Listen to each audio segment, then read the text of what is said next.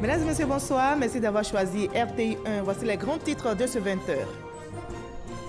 Le président guinéen séjourne depuis hier en Côte d'Ivoire. C'est une visite d'amitié et de travail pour impulser la coopération entre les deux pays. Ce vendredi, le président Alpha Condé a été reçu à déjeuner par son homologue ivoirien Alassane Ouattara. Il a été élevé à la dignité de Grand Croix de l'Ordre national de Côte d'Ivoire. Le PDG de l'Institut africain des sciences mathématiques a été reçu aujourd'hui par le vice-président Daniel Kablan-Delgan. L'Institut vise la transformation économique industrielle du continent en misant sur les TIC. Un partenariat avec la Côte d'Ivoire est envisagé afin de mettre en place un écosystème pour l'innovation et la technologie. Le Burkina Faso accueille en ce moment la 11e conférence des présidents d'Assemblée nationale et de section de la région Afrique de l'APF, l'Assemblée parlementaire de la francophonie. Amadou Soumaoro, le président du Parlement ivoirien, y prend part. Il a échangé en marge de l'événement avec le président burkinabé Roch Marc Christian Kabouri. Le dossier vide ici de ce 20h nous plonge dans l'univers de la téléphonie mobile. Le nombre des abonnés se chiffre à des millions en Côte d'Ivoire. Les acteurs ne manquent pas d'idées pour séduire les consommateurs avec les marques et leurs usages massifs. Nous verrons comment évolue le marché en terre ivoirienne. Soyez les bienvenus sur RTI1. Le président guinéen Alpha Condé poursuit sa visite d'amitié et de travail entamée hier en Côte d'Ivoire. Une visite pour impulser et dynamiser la coopération bilatérale dans divers domaines. Aujourd'hui, le président guinéen a été reçu à déjeuner par son homologue ivoirien Alassane Ouattara, moment au cours duquel il a été élevé à la dignité de Grand Croix de l'Ordre national par la grande chancelière. On en sait plus avec Sidonie Davila. En terre ivoirienne, pour une visite de travail et d'amitié de 72 heures, le président guinéen Alpha Condé a été reçu à déjeuner par son homologue ivoirien Alassane Ouattara. La volonté d'insuffler une nouvelle dynamique à la coopération ivoiro-guinéenne est si importante que les deux chefs d'État n'ont pu s'empêcher de l'évoquer au cours du déjeuner. Nous avons noté que le volume des échanges entre la Côte d'Ivoire et la Guinée reste très modeste et ne reflète pas les remarquables potentialités économiques que possèdent nos deux pays. Votre visite nous a donné l'occasion d'examiner les voies et moyens de dynamiser nos échanges commerciaux et de renforcer la coopération entre nos deux pays. En effet, les opportunités d'investissement sont nombreuses dans le secteur agricole, les services, la petite industrie ou encore le commerce. Nos pays ont surtout vocation à travailler ensemble afin d'intéresser nos partenaires à la réalisation de grands projets communs d'infrastructures tels que les chemins de fer, les ports, les routes, l'interconnexion électrique, qui permettront d'accélérer notre développement et de renforcer l'intégration régionale. Le chef de l'État, Alassane Ouattara, a saisi l'occasion de ce déjeuner pour élever le président guinéen Alpha Condé à la dignité de Grand Croix de l'Ordre national. Tout en portant un toast, les deux présidents se sont dit confiants qu'il existe encore de grandes possibilités d'approfondir la relation bilatérale. Aucun de nos pays ne peut se développer seul parce que nous avons un marché étroit. Donc, ça ne peut pas nous épanouir, il faut qu'on ait un marché plus large. Nous avons une population jeune. Avec une nouvelle technologie et l'accélération de l'histoire, nous pouvons très rapidement rattraper notre retard, à condition qu'on maîtrise le savoir des nouvelles technologies, qu'on ait l'énergie et les infrastructures, ce qui va nous permettre de transformer nos matières premières sur place. Et cela, je suis très optimiste, parce que les jeunes Africains n'ont rien à envier aux Européens ou aux Américains dans la maîtrise de nouvelles technologies. Ils maîtrisent aussi bien que les Européens. Donc nous avons aujourd'hui le savoir, les matières premières, une population jeune. Nous allons donc continuer à coopérer. Pour cette rencontre, le vice-président Daniel Kablan-Delgan, le premier ministre Amadou Gon Coulibaly, ainsi que plusieurs membres du gouvernement et la délégation guinéenne ont fait le déplacement. Avant le déjeuner de ce vendredi, le président Alassane Ouattara et son homologue guinéen ont eu un entretien. Le tête-à-tête entre les deux hommes a été suivi par notre reporter Viviane Aimé. Les présidents ivoiriens et guinéens affichent leur volonté de renforcer leur coopération dans divers secteurs. L'axe Conakry-Yamoussoukro se renforce ainsi avec cette visite. Cette visite d'amitié et de travail du président Alpha Condé ce jeudi 25 avril à Abidjan vient renforcer l'axe Abidjan-Conakry en pleine consolidation grâce à l'action conjuguée des présidents Alassane Ouattara et Alpha Condé. Pour rappel, le 22 mai 2015, les deux chefs d'État inauguraient le pont de la Fraternité reliant la Côte d'Ivoire et la Guinée à proximité de la commune de Gbéléban. Et le 14 décembre 2015, le chef de l'État ivoirien assistait à la cérémonie d'investiture du président Alpha Condé à Conakry. À son tour, le chef de l'État guinéen a été reçu ce jeudi 25 avril par son homologue ivoirien au palais présidentiel au Plateau. Dans une ambiance chaleureuse, les deux chefs d'État ont échangé sur leur vision commune de développer la coopération entre leurs deux pays. Ils se sont aussi entretenus sur les grandes questions de l'heure qui se rapportent à la région ouest africaine. Monsieur le Président, vous êtes chez vous. Donc, bienvenue chez vous, à Kouaba, et dansez. Cette visite était prévue de longue date. C'est donc avec une grande joie que je vous accueille aujourd'hui. Les liens entre la Côte d'Ivoire et la Guinée sont étroits, fraternels et séculaires. Et nos liens personnels sont bien connus. Je me réjouis de l'excellence des relations de coopération qui unissent nos deux pays, ainsi que les liens privilégiés entre nos deux peuples. Monsieur le Président, chers frères, les échanges que nous avons eus ont été l'occasion de réaffirmer notre volonté de renforcer davantage les relations entre nos deux pays au regard de nos potentialités économiques et notre volonté commune d'améliorer les conditions de vie de nos populations respectives. Et à cet égard, nous nous sommes accordés sur la nécessité de dynamiser les échanges commerciaux entre la Côte d'Ivoire et la Guinée, car ceux-ci ne reflètent pas le potentiel de nos deux pays. Dans cette optique, nous sommes convenus de l'organisation des assises de la 3e session de la Grande Commission mixte de coopération ivoiro-guinéenne. À Abidjan, à une date à convenir d'accord partis, en vue d'impulser et de dynamiser la coopération bilatérale entre les échanges commerciaux dans divers domaines, notamment l'exploitation des mines du Mont Nemba et l'évacuation des minerais de fer de l'Ouest sur le port de San Pedro, l'interconnexion ferroviaire des ports de San Pedro et de Conakry pour permettre l'exportation des principaux produits dans les deux sens, l'amélioration des infrastructures ferroviaires et routières reliant nos deux pays, et le projet d'interconnexion énergétique entre la Côte d'Ivoire, la Sierra Leone et la Guinée et le Libéria. L'agriculture, le rapatriement volontaire des réfugiés ivoiriens. Nous avons également évoqué la persistance du terrorisme, avec la recrudescence des attaques meurtrières dans certains pays de l'Afrique de l'Ouest. Et enfin, nous avons évoqué la signature de l'accord sur la zone de libre-échange continentale, le ZLEC, dont la Côte d'Ivoire vient de déposer les instruments de ratification auprès de la Commission de l'Union africaine. Je suis très fier vraiment de ce que vous avez fait en prenant un pays qui sort de guerre et en faire aujourd'hui un pays où on aime venir. Et j'étais particulièrement heureux lorsque j'ai eu à présider la réunion entre l'Union africaine et l'Union européenne.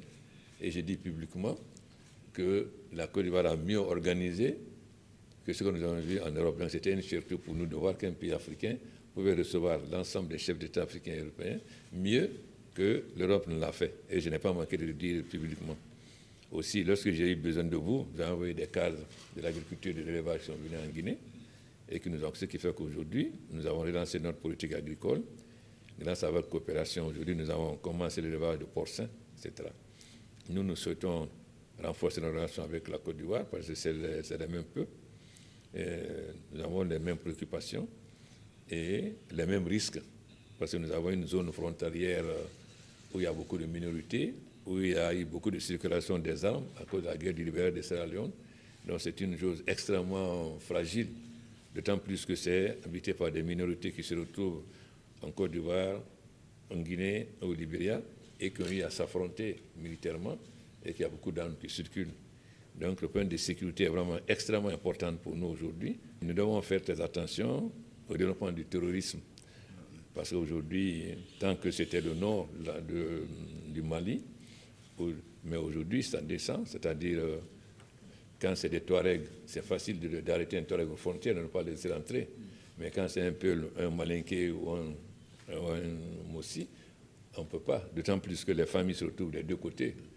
Je ne peux pas faire comprendre aux gens de Sigri que quelqu'un de Mali ne va pas traverser, parce que c'est les mêmes familles.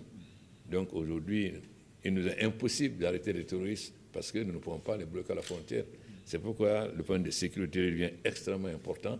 La coopération entre nos pays, entre nos ministres, entre le ministre de la Défense, et aussi la coopération entre nos différentes armées pour sécuriser nos frontières. Je pense que c'est un point extrêmement important. Il faut noter qu'au cours du séjour de 72 heures du président guinéen en Côte d'Ivoire, les deux chefs d'État auront différents entretiens informels. Notez également dans l'actualité nationale, le PDG de l'Institut africain des sciences mathématiques. Il a été reçu ce vendredi par le vice-président Daniel Kablan-Duncan. L'Institut vise la transformation économique, industrielle du continent en misant sur les TIC. Un partenariat avec notre pays est envisagé afin de mettre en place un écosystème pour l'innovation. On en sait plus avec Sidonie Davila. Il est le président du plus grand réseau de sciences mathématiques, IMS. Thierry Zoumaoun, à la rencontre d'un autre passionné de chiffres, Daniel Kablan-Duncan, vice-président de la Côte d'Ivoire, pour parler sciences, mais aussi pour échanger sur la politique d'innovation pour la transformation socio-économique et industrielle du continent africain. Il s'agissait concrètement de discuter avec les autorités gouvernementales, par l'intermédiaire du vice-président, de notre projet de déployer en Côte d'Ivoire un écosystème de sciences mathématiques et d'innovation. Ce que nous entendons par là, IMS, l'Institut africain des sciences mathématiques, c'est le plus grand centre, le plus grand réseau de centres d'excellence en sciences mathématiques et applications. Donc nous sommes présentement dans 6 pays et nous voulons ouvrir le 7e centre ici en Côte d'Ivoire.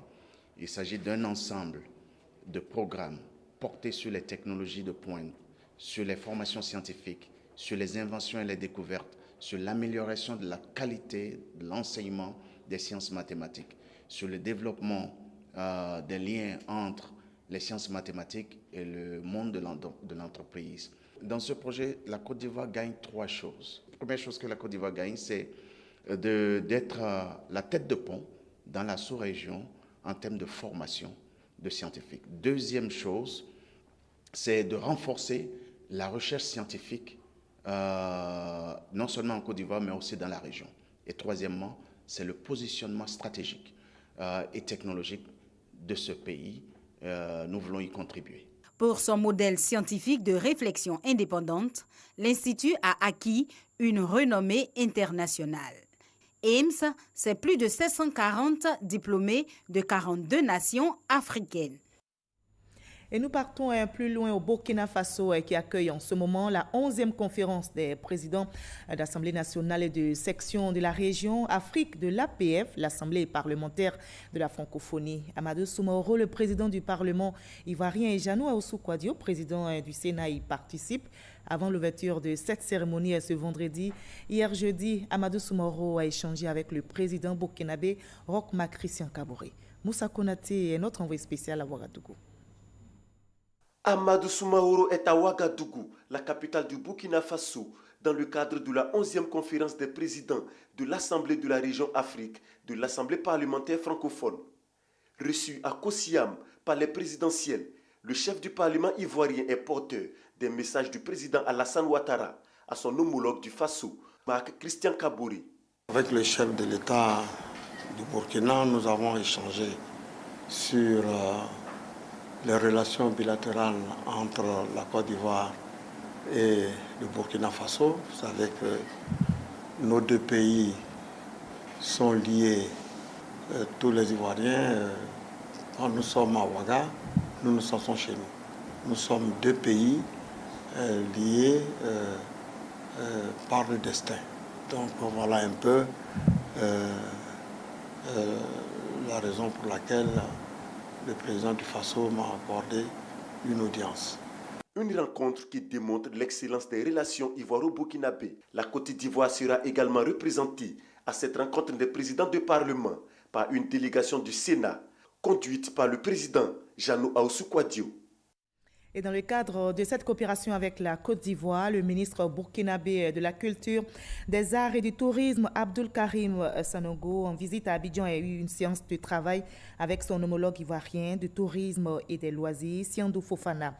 Ils ont évoqué le prochain traité d'amitié et de coopération Côte d'Ivoire-Burkina Faso, le renforcement des capacités et des services et l'accès à des ressources auprès des bailleurs de fonds étaient à l'ordre du jour. Les ministres ivoiriens et burkinabés ambitionnent de valoriser le secteur touristique et de promouvoir l'emploi des jeunes à travers des formations. Cette rencontre se tient à l'occasion du FUMIA, auquel prend part une forte délégation venue du Burkina Faso. On parle toujours de tourisme et le gouvernement ivoirien adopte une stratégie pour booster le secteur en Côte d'Ivoire.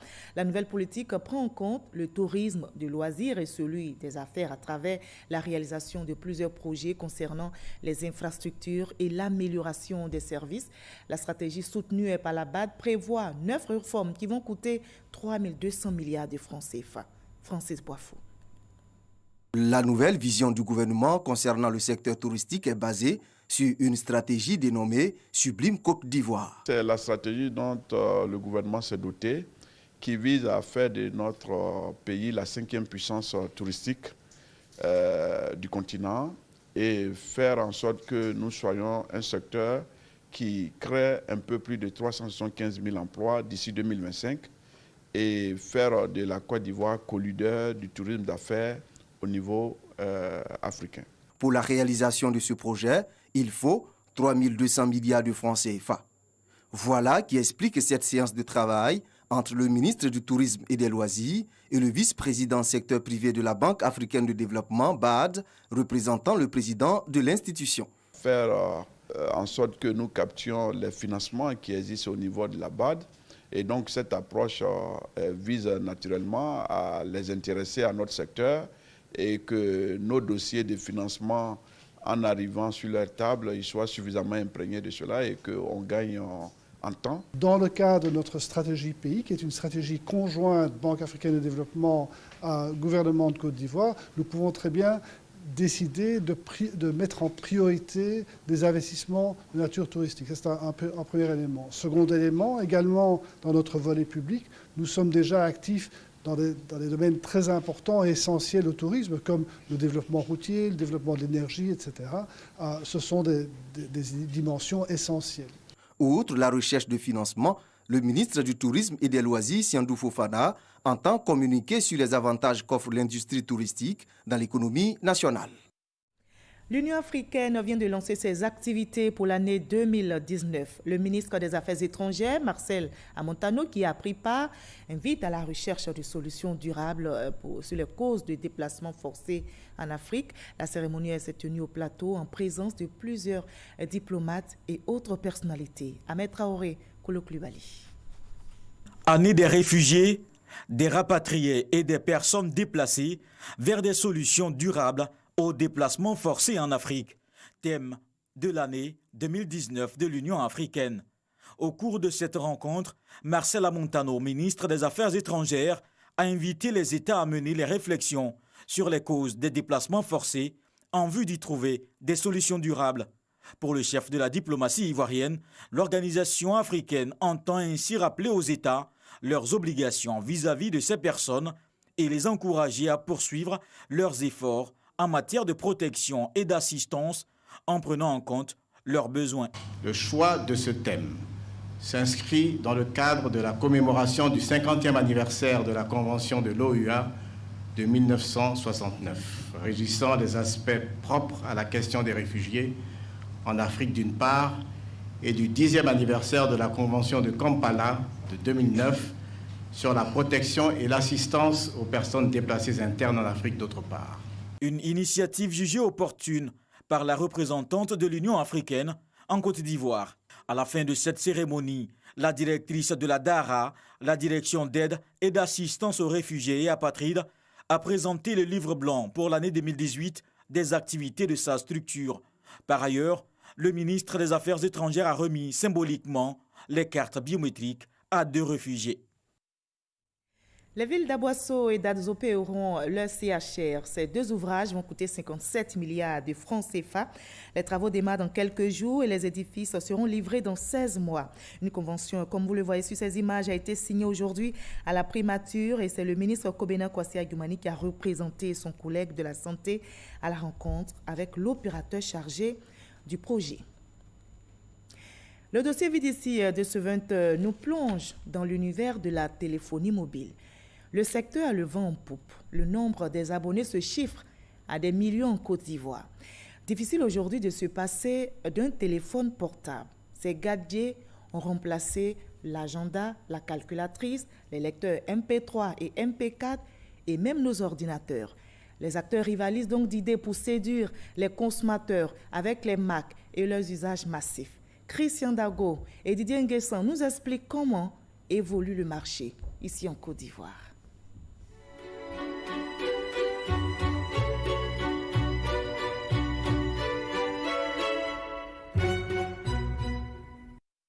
Plus d'un Ivoirien sur 2 possède au moins un téléphone mobile. Le nombre de téléphones portables en circulation dans le pays est supérieur au nombre d'habitants. Il est estimé en 2018 à plus de 30 millions d'unités. Smartphones, tablettes et phablettes, voici les nouvelles attractions.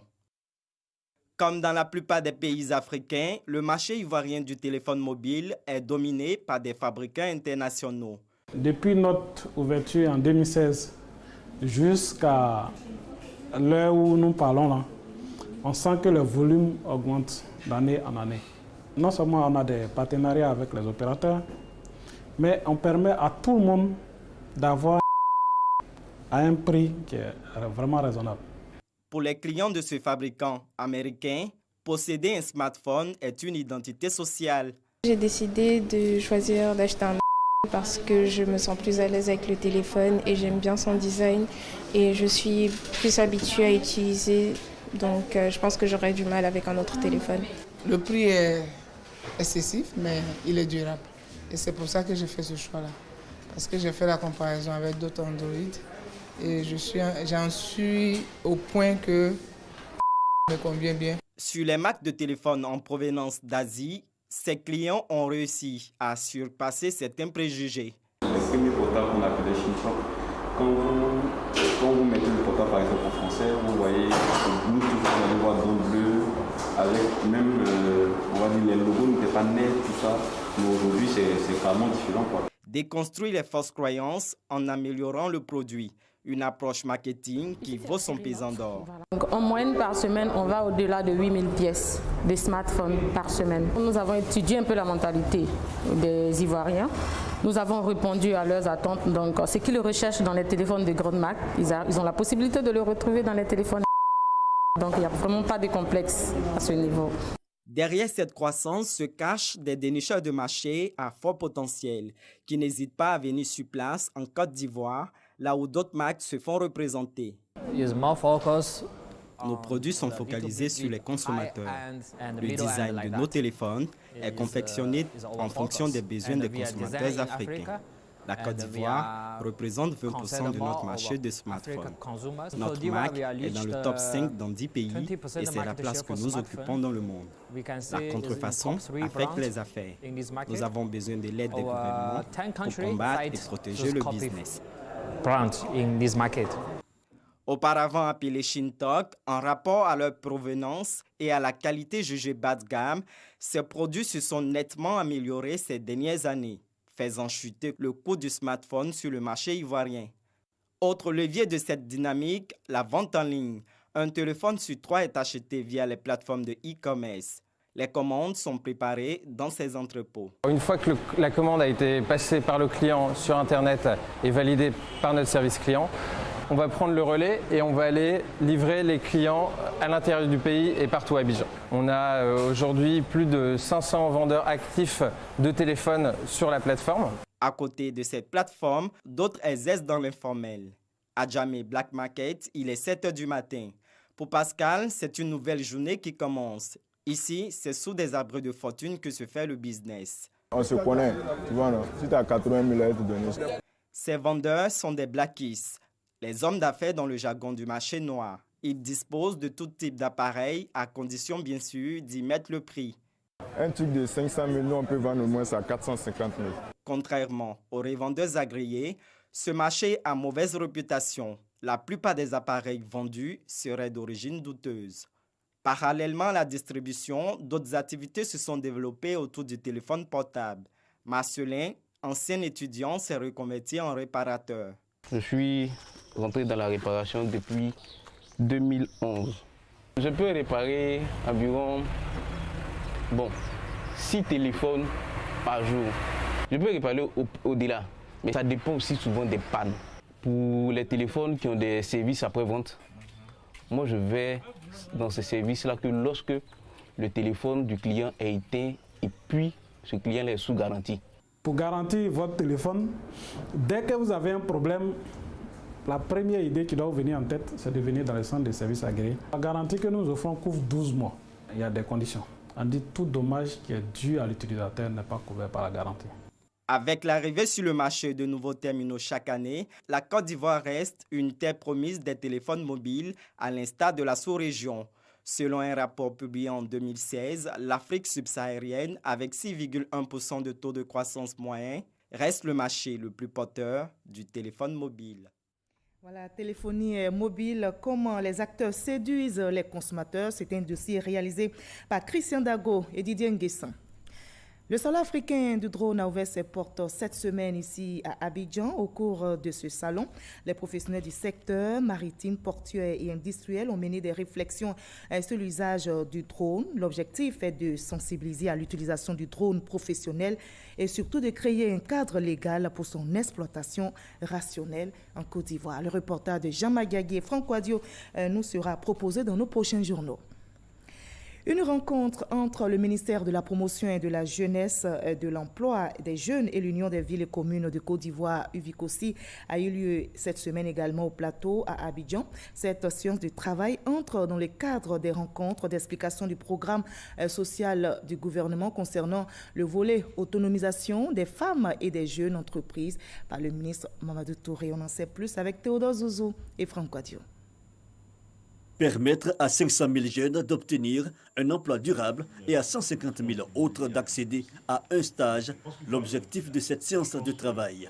Le ministère de la Promotion de la Jeunesse et de l'Emploi des Jeunes et l'Union des villes et communes de Côte d'Ivoire UVICOSI échangent sur la question. Cette rencontre entre dans le cadre du programme social du gouvernement dont le 4e axe est de permettre l'autonomisation de la femme et de la jeunesse. Il s'agit de solliciter l'appui des maires de Côte d'Ivoire afin de réussir l'insertion des jeunes et des femmes. Nous passons à une phase opérationnelle au niveau de la mise en œuvre de cette politique et cela ne peut se faire que si l'ensemble des acteurs ne sont impliqués.